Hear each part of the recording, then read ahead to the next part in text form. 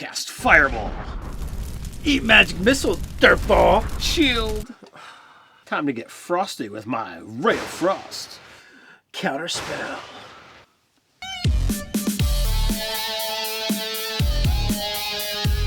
Hey folks, Nerdarchist Dave here from Nerdarchy for Nerds by Nerds, hanging out with Nerdarchist Ted. Welcome to Nerdarchy. It's a place for news, views, and homebrews for 5th edition Dungeons & Dragons, as well as other role-playing games. Don't forget to hit that subscribe button and attune to that notification bell. We're going to dive back into a character build. We're going to do the ultimate spell duelist. So there's a lot of really great magic that's out there in 5th edition, and with that there's a lot of subclasses, archetypes, call it what you will, that really make you a phenomenal spellcaster in say a one-on-one spell duel. So we decided let's dive into the books and let's try and see if we can figure out how to make the best. Yeah, also it's very iconic, right? The Wizard Duel. Yeah, so possibly made famous by Disney. I don't know. I mean, there's stories out there for it. Even the Ye Old Elminster has stories about him dueling other wizards. Now, first off, so to create the ultimate spell duelist, there's some things we have to do. We have to eliminate a bunch of spellcasters because they're just not going to be good at it.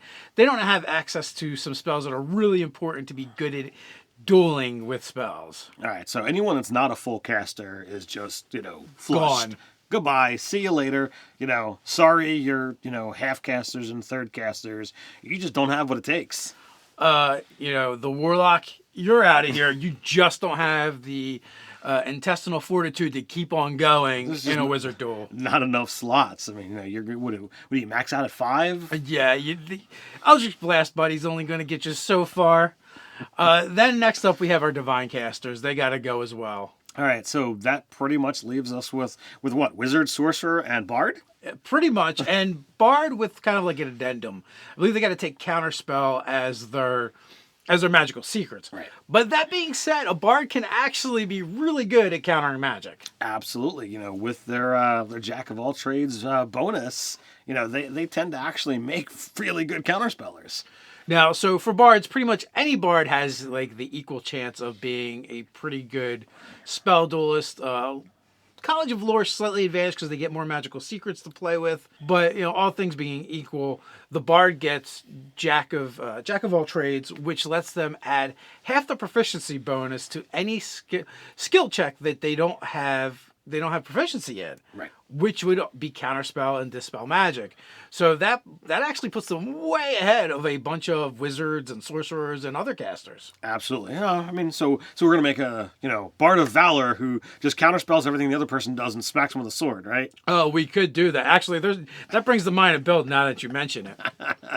But that's not what we're talking about today. We're talking about magic only. This is you get in your ring, you're casting magic at each other, and that's just how the spell duel works. So we'll kind of shift the Bard of Valor out of this equation then. Now, also, if you want to follow along, we have a great place where you can do it. Down in the description, you're going to find a link to D&D Beyond and the character sheet we're using from D&D Beyond in order to do this character build. So you can open that up and check that out. Or you can go over to the DM's Guild and download the character build guide. I actually recommend you do both. Absolutely. And this way you can be able to see, the step-by-step progress for, what we did to kind of make this character, as well as if you stay tuned to the end, we'll talk about an NPC that you can use in your game. That'll be a part of that. Basically, Bard, pretty good. We did mention Sorcerer and Wizard as also being really good. Now, with Sorcerer and Wizard, are we going to look at any specific subclasses? Well, there are a lot of things to consider. When you look at the Wizard, you've got a lot of choices for your archetypes. War Magic definitely adds some great options if you're going to be fighting other casters. And, you gotta look at how awesome Abjuration School is going to be for this type of caster. Now, I can speak to the War Wizard tradition a little bit. Having played one for a while, they actually get benefits anytime they counter a spell or dispel magic. They're not any better at it, but they basically get these magical charges that they get to hold on to, and they can do a little bit more damage. Is it enough to outweigh the power of the Abjurer? I'm not so sure. The Abjurer gets their spell ward, which gives them temporary hit points, and at the higher levels, they actually get to add their proficiency bonus, not half, the full proficiency bonus to their checks to dispel and counter magic. That is really strong, and they get stronger. So that really, kind of pushes the wizard, the wizard. Abjurer wizard, really pushes that towards like the creme de la creme for what we're looking at, because if you're going to be fighting other wizards, you gotta really have to counter the magics that you don't want coming in against you. You're gonna know what saves you're bad at. You're gonna want to know what spells you absolutely do not want coming in at you. So absolutely necessary to be adding your full proficiency modifier to that counter spell and dispel magic.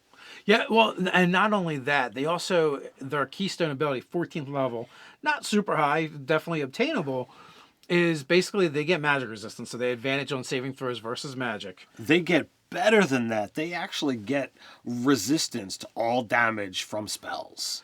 Yeah, like, you may not want a warrior beating you over the head with a sword, but a wizard, you can take their damage a little bit better. So just imagine, like, oh, I cast my 10d6 fireball. All right, well, I managed to pass my saving throw, and I'm resistant, so I'm taking a quarter of that damage. I'm just going to brush that off, thanks. And you can even half it again with absorb elements. So so they can definitely get down and dirty with the magic. And then They're you really get your strong. ward. And then you have your ward. So you may not have even done any damage at all. That ward it's twice their level plus their intelligence modifier, and it gets refilled every time they cast an Abjuration spell. Now, if you're in a wizard duel, you're probably casting Dispel Magic, and you're probably counterspelling. You're also casting Shield, Abjuration, maybe Mage Armor. So you're going to have a lot of opportunities to refill those hit points. Absolutely. So that makes that really strong choice. But, we mentioned Bard, we mentioned Sorcerer. With Abjurer, is there any reason to go to Bard? No, Bard kind of gets eliminated because it is way better to take just Abjuration than it is to be a Bard of any of them. Now, Bards are nifty and they're cool, and it's a great thing for them to add to their repertoire. But if you just want to be a duelist where you're just going to be throwing down with magic against other wizards, hands down, the Bard is out of this competition. You're going to need those high-level spells and those high-level spell slots to really begin looking. So we're going to push Bard out of it. You offer some great stuff, but just not enough. So let's look at Sorcerer. Yes, we mentioned Sorcerer. Now, the thing about the Sorcerer is they have flexibility with their casting. Because they have sorcery points, they have the ability to turn spell slots into sorcery points and sorcery points into spell slots. So they can actually just get more spell slots than other casters. That's one great benefit. But also, they get meta magic that they get to use, and that can be really handy. So first and foremost, if you do a subtle spell, your opponent isn't going to be able to know that you're casting a spell, therefore no counterspell. Yes, super useful. Now, I will say one of the things about the different sorcerer origins, none of them virtually matter. You're going to be equally good, pretty much. They all have strengths and things that you can rely on. So that isn't a factor where Wizards here's two schools, but here's the best school. So that's pretty wide open. Now, looking at the meta magic, there's a lot of great ones like Empower and Heighten, Quicken, Subtle, like you said. Careful's not going to matter for this one. And actually, one of the most popular ones isn't going to matter either, and that's Twin. Because you're not going to have more than one target. If you're a duelist, it's a one-on-one, hence duel. So there's no need to take Twin. You're going after one guy, one gal. Boom, make it as powerful as you can. Yes. So super focused. So in this case, what we would want to do is, if we're looking at Sorcerer, we want to use Quicken, because it literally gives us an extra spell around. As a bonus action, you cast a spell, and then you can zing someone with a cantrip. So it's still decent. So, even if your opponent counters your spell, he's used his reaction, or she, and bam, you can still quicken a cantrip. You can get that going, and Nothing they can do about it. Oh, well, also too, like maybe some strategy can come into play here. You hit them with the cantrip first, and if they're not thinking that you're going to be able to do anything else, maybe they counter that cantrip, or or use something to do something with the reaction. Then you cast your actual spell. Bam! You can kind of try and draw them out, draw them off sides. If you're in the football, with that attempt. That's a great tactic. You said nothing specifically is going to make you better, but was there anything that we, kind of were looking at to kind of up the ante, shall we say, with a sorcerer? All right, so there's two things that came to mind. One was Shadow, and one was Chaos Mage. Chaos, because with that Tides of Chaos, you're going to be able to use that and get advantage on rolls. Never a bad thing. No, not at all. But you're going to have to deal with some of the side effects that, if you go high enough, you wind up getting, the choice. Therefore, you could, make for some interesting options, whether it be heal or dropping a fireball. Yeah, it might work to your advantage. It might work to your disadvantage. That is the whole chaos of the matter. But then you mentioned Shadow. What can we look at with there? All right, so Shadow has a unique ability where they can spend 2 sorcery points and cast Darkness. Darkness they can see through, or it's just a spell on their list. But if they spend the sorcery points, they can see through it. This is really important because a lot of spells require you to target an opponent.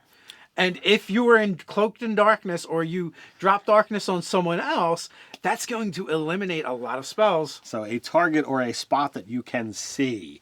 We, in our own, games, we've actually had times where, darkness has come up. I know I ran a game where one night they were in a dungeon and it was dark. It wasn't, wasn't something that light would counter it. It was just, there. Magical darkness. We couldn't see through it. Ted was a total dick. Let me tell you. And, you start looking through the list and it's like, I can't use that, I can't use that, I can't use that. And it was like, wow, this is really a lot more of a hassle than, I expected it to be. So it was really a learning experience for all of us. So we had mentioned one of the really important things about being in a wizard duel is probably using your reaction in order to counter spells. Mm-hmm. Well, if you cast darkness on yourself, and maybe you make it a subtle spell at that so it can't be countered, at this point, they can't see you casting, so they can't counter your magic. That's kind of a big deal. Now, they get to spell that spell, but still, it's going to require a resource from them to do it. And, what if you counter their dispel, or what if they don't roll high enough to wind up doing it? If you wind up going split caster, you have those higher level spell slots. Well, darkness is only a 2nd level spell, so that's not really a problem. But you could pump it up.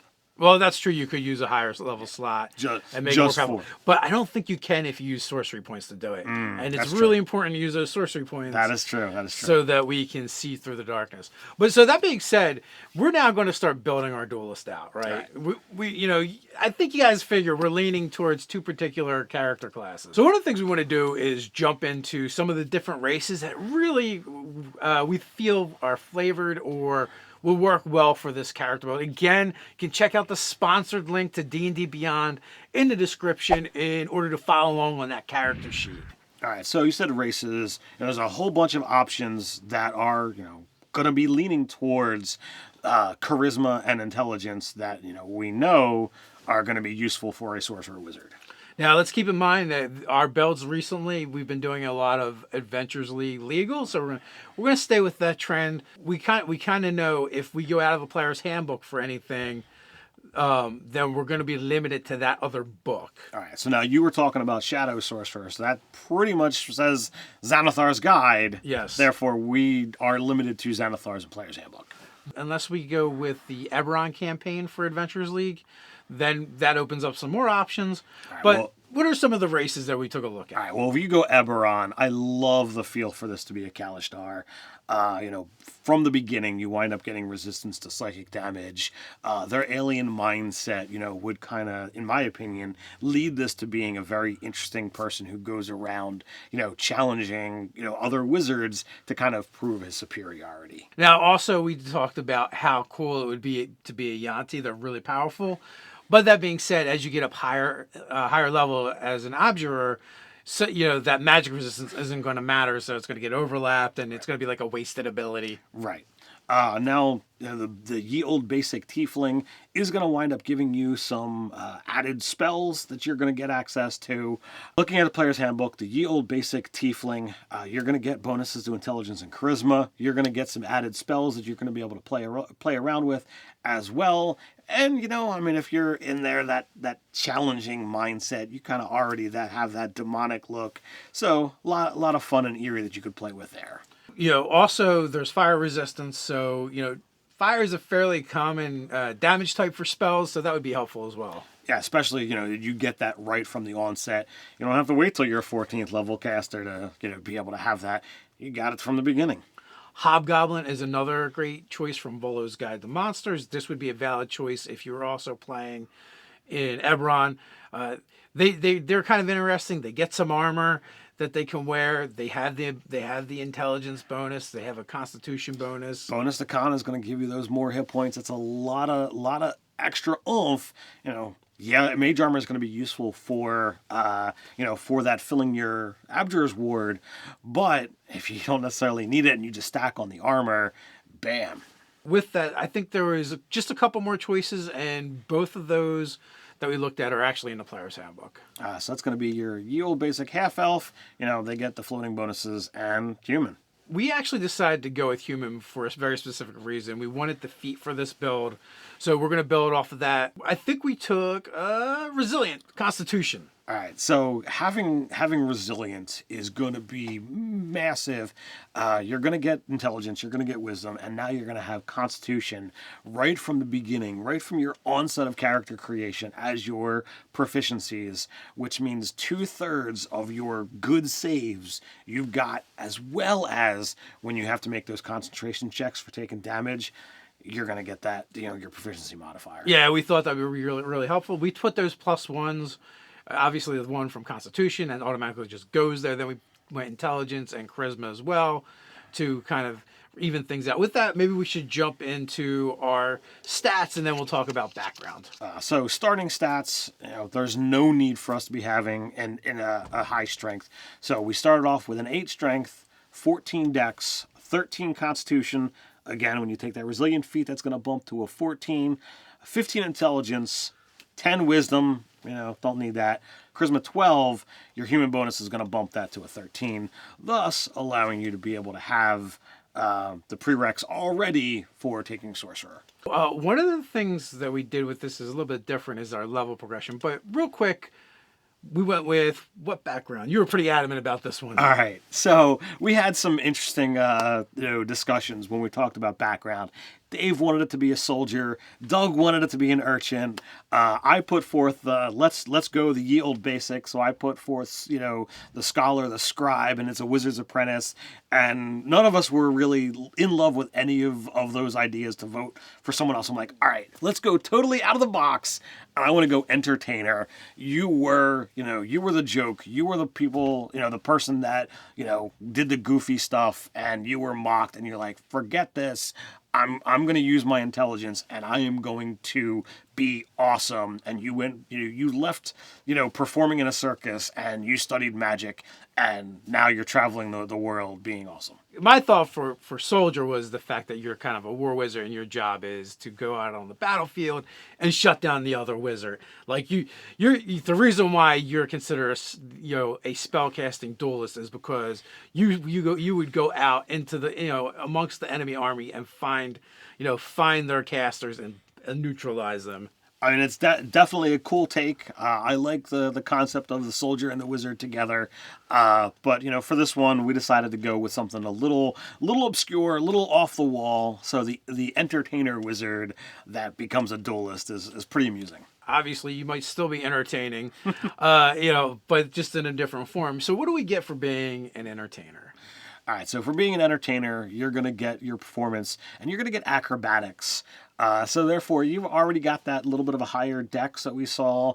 So it'll lend to actually having a decent acrobatics check, should you so desire. It's all about the combat rolls, folks. Combat rolls. From there, we're going to start off with wizard. And like I said, we're going to do something different with a progression that we rarely ever do. Most of the time, we have it all a smattering, of craziness. I'll take 4 here, 2 here, 4 here, 3 here. But we're actually going to just bum rush 14 levels of Wizard Abjurer. Yeah, the stuff you get from being a Abjurer or Wizard is just so good. There's no reason pussyfoot around. Just go for it and get what you need. So we're taking all intelligence except for we're going to go with 2 feat choices. And we kind of all decided it's kind of arbitrary because you can do it however you want. But we just decided to bounce back and forth between stat increases as well as feat choices. All right, so you're going to need Warcaster and Mage Slayer. So if you can actually get up into melee with your opponent in darkness where they can't see, this could create some interesting opportunities for you. Yes, if they just try to move away from you and you have Warcaster, then you can actually take an attack of opportunity using a spell that just targets one individual. We're going to be doing a lot of targeted individuals as a duelist anyway, so that works out really well. By using that darkness, we're going to put them in an uncomfortable position, so they may actually consider trying to disengage from you. Warcaster is also going to give you advantage to concentration checks. So for those 2 abilities alone, we took it and it's well worth it. Absolutely. So we are going to be, as Dave says, looking to make sure you get up to that 20 intelligence. And eventually we're going to wind up with one last feat. And this was, your idea to throw on there that most wizards are probably not going to take. Yes, Sentinel. Now, why would you be wanting to take Sentinel as a wizard duelist? The reason why we want to take Sentinel is it's going to play really nicely with Mage Slayer. One, if someone tries to leave your threatened area, they draw an attack of opportunity. With Sentinel, they can't even disengage. And if you hit them, their movement becomes 0. So you lock them down in place. This is really important when you look at Mage Slayer, because if they are within 5 feet of you and they try to cast a spell, as a reaction, you can attack them, right? So one, you get to attack them. Another thing that Mage Slayer is going to do for you, anytime you do damage to someone that is concentrating on a spell, they have disadvantage on that saving throw. There's no range on this, so it doesn't matter whether you're hitting them with a spell or whether you're hitting them with your staff. They're going to deal with this, penalty. Yes, and then the other thing is if you're within 5 feet of a caster, when they cast at you, you get advantage on your saving throws. That's not going to matter. Not a big deal for this one. But the other benefits, I think they stack up. And when you're like, oh, I'm going to be a badass duelist, these work really well. When you combine it with the fact that, we want to stay close, Sentinel kind of works. Now, that is one of the ones that you could ditch if you wanted to. We just thought it was an interesting choice. Absolutely. So as we said, we're going to do 14 levels of Wizard, and we've already shown you what we're looking at for our ability stat adjustments / feats. So after 14 levels of Wizard, where do we go?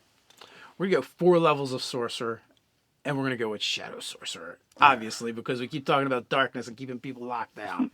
All right, so 14 Wizard, 4 Sorcerer.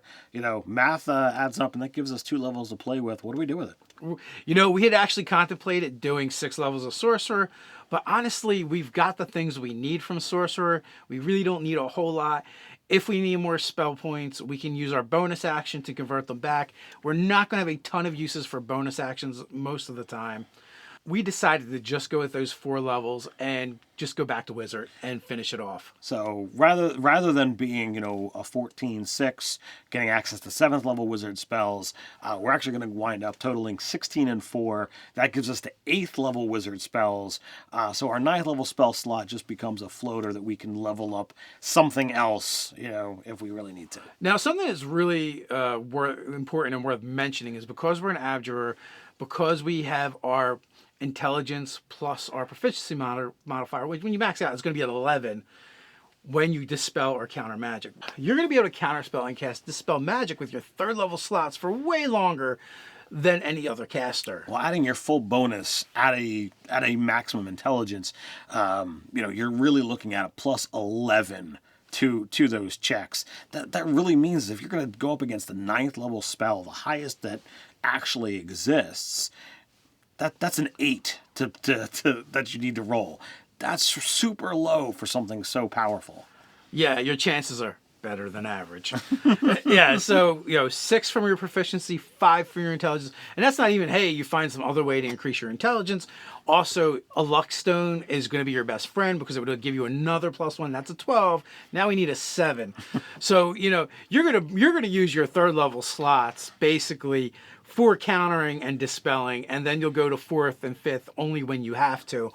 But you're gonna beat the other guy more than likely with having those lower slots. So that means you're gonna be able to pound on them even harder with those high level spell slots. And then that doesn't even take into consideration your temporary hit points from your spell ward. So you're gonna be actually pretty tanky when it comes to being on the battlefield. All right, so now that we've gone ahead and dived into this progression, how would we use something like this in a game as an NPC? Okay, well, I actually like the idea of if you're fighting a large scale battle and there's a war going on and one of your players is a mage, well, and he's on the other side, this guy comes looking for him. Now, you might not have to duel him one-on-one. You have a party of adventurers, but you might not be alone either. So this guy is going to frustrate your wizard. Maybe your wizard's been frustrating you, though, right? And this is a good way to give it to him a little bit. But and it's a way to do it without being cheesy either, because that's the purpose of this character. This is what they do.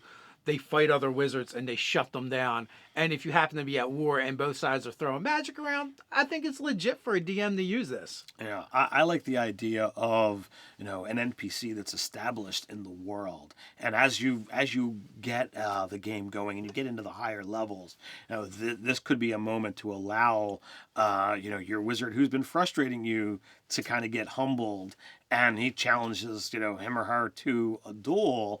And you literally just able to shut down that player. It's not about killing someone. It's not about, long-lasting damage. It's about, well, this character is looking to, kind of achieve superiority by notching off some names in his or her belt.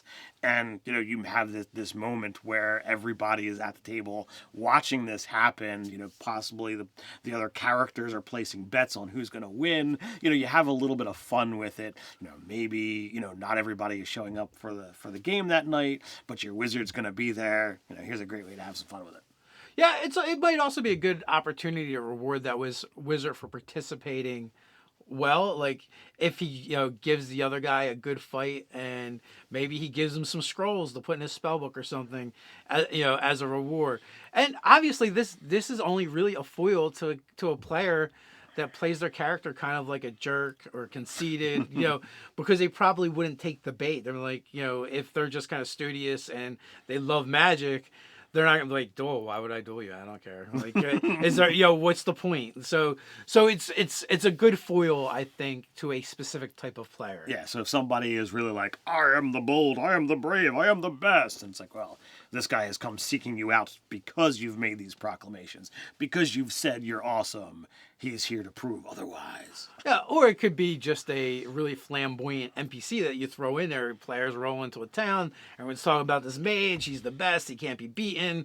And they can interact with him just as an NPC. Maybe it's a chance for the players and the NPC to swap stories, swap spells, and becomes a friend to your wizard or mage instead of a foil. It could be a backdrop piece that at some point in time, after they've established, that you've been interacting with them for a while, the NPC is like, would you be willing to have a duel? Would you be willing to throw down? And you could have the local priest, or if the party's cleric is on board, to make sure that there's no lasting effects. But you could have a lot of fun with it and have it be an event, as I said, that you play up. So the other idea is we take this guy and we use it as foreshadowing. You introduce him.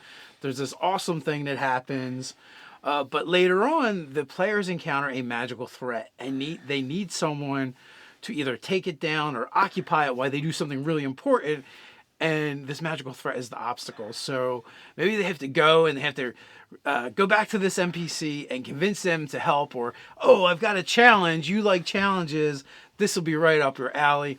Now, again, I wouldn't make this the main thing. You want it to be going on in the background a little bit. You don't want to be dicing off against yourself. You still want your players to be the main focus of the story. This is just an element. So you could have this like kind of being a centerpiece. As you said, you narrate it, you don't roll it out.